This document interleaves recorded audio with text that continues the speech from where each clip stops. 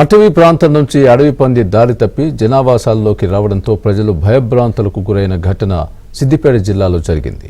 అడవి నుంచి తప్పిపోయి మర్రి ముస్త్యాల గ్రామంలో ఇళ్లలోకి అడవి పంది దూరింది. రోడ్డుపై ఉన్న పలువురిని గాయపరిచి రఘుపతిరెడ్డి ఇంట్లోకి చొరపడింది. భయాందోళనకు గురైన కుటుంబ సభ్యులు బయటకు పరుగులు తీశారు.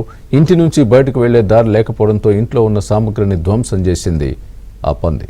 స్థానికులు ఇంటి ముందు వలవేసి అడవి పందిని పట్టుకున్నారు. దీంతో గ్రామస్తులు ఊపిరి పీల్చుకున్నారు.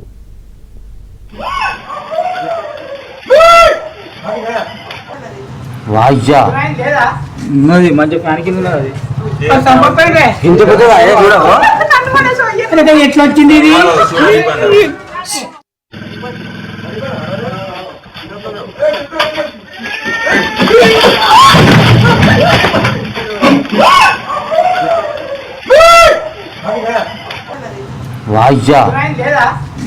మంచి ఫ్యాన్ కింద